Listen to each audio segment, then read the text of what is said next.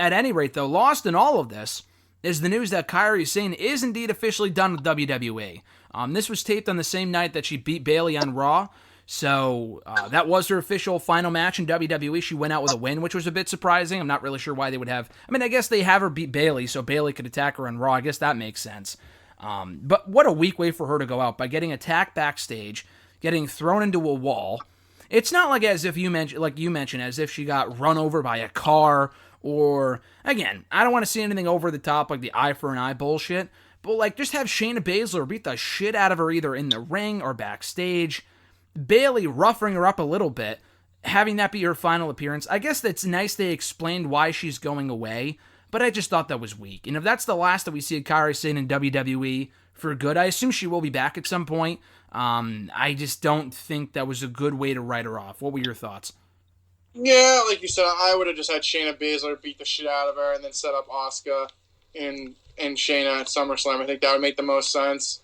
Don't know why they didn't do that. Like you said, wasn't it like, yeah, did she get beat up a little bit? Yeah, but to the extent of writing her off TV forever, I think they could have done a lot better than that. But, yeah, I mean, it's definitely sad to see Kairi go. I mean, not that I thought she had a good run. I don't know if right when they called her up, she kind of was just on SmackDown not doing anything.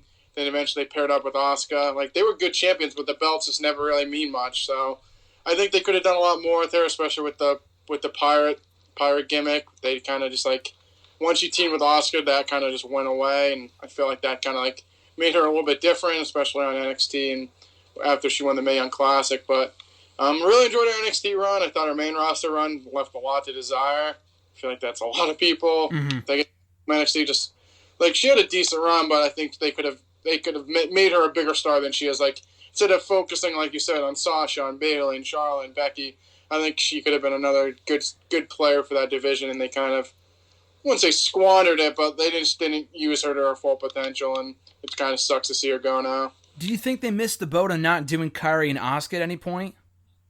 I think that's... if they weren't going to do Shayna and Asuka at SummerSlam, they should have just done Asuka... Like, they should have made Asuka, like you said, like the badass Asuka again, and then had Kairi back to her old gimmick. Like I said, maybe like loser leaves town match or something like that, and then she loses to Asuka at SummerSlam for the belt. Mm-hmm. Or even on Raw. If that was her last day, then that could have been it as well. Yeah, or like you said, just have them face each other. Like, she gives Asuka like a good run and loses, then maybe they embrace. But besides that, I just like I said, the way that they wrote it off was just kind of shitty. But like I said, her main roster run wasn't the greatest either. So, what do you think the future holds for her? Do you think she stays over in Japan? Do you think she may come back? I've heard reports that it doesn't look like she's going to be back to the U.S. And I said on hashtag, it's not completely out of the question for her to show up in AEW if she gets to live in Japan. I mean, maybe not right now with the current circumstances, but do you think we could see her back either in WWE or here in the States at some point, or do you think she's going to stay exclusive in Japan going forward? I would just say probably stay exclusive to Japan at this point. I mean, I don't think you'd want to keep flying weekly from here to Japan. I don't know how long that flight is, but it doesn't sound too desirable. So I think at this point she'd probably just stay in Japan, work over there. It seems like she's going back because that's where her husband lives. So we'll see. But like I said, it just kind of sucks. I thought she could have had a better run. Yeah, I mean, the more I think about it now, I was really...